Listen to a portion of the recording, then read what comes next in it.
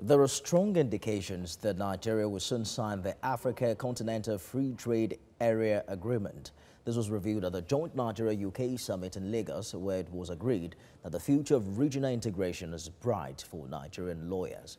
Kemi Fola-Adeyemo has more.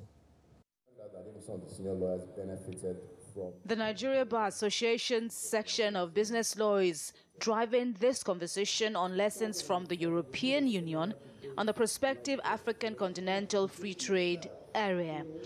There's been nationwide consultations with critical groups on the country's readiness for the implementation of the agreement. Already, at least 49 out of the 55 nations in Africa have signed it, with Nigeria set to join. The agreement comes with huge intra-African trade benefits, as borders will give way for the emergence of a single market to cater for the more than 1.2 billion population in the continent. But there are warnings of downside consequences of a free trade area for Africa if not properly managed. It opens a market of about $2.5 trillion. When I say trillion, that's a lot of money. And there's certain aspects, with all sense of humility, about the agreement, what's required for implementation, where Nigeria is furthest along amongst member states.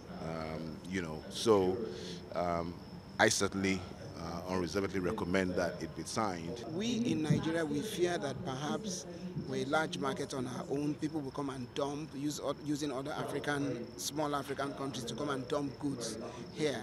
Yeah, it's a genuine fear and I can't run away from it. But on a balance, we would have more to benefit. One African country which has a fledgling manufacturing sector, and you have another African country that has a large manufacturing sector. That is a consequence of free trade areas, but it can be managed and it can be anticipated. It cannot be ignored.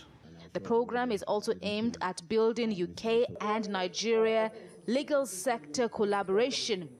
Though Britain is battling to ratify or withdrawal agreements from the EU, it hopes to deepen its relations with Nigeria. So far as the UK is concerned, Nigeria is the most important player on the African continent. And when we look at our country, it's a country full of youth, vibrancy and energy.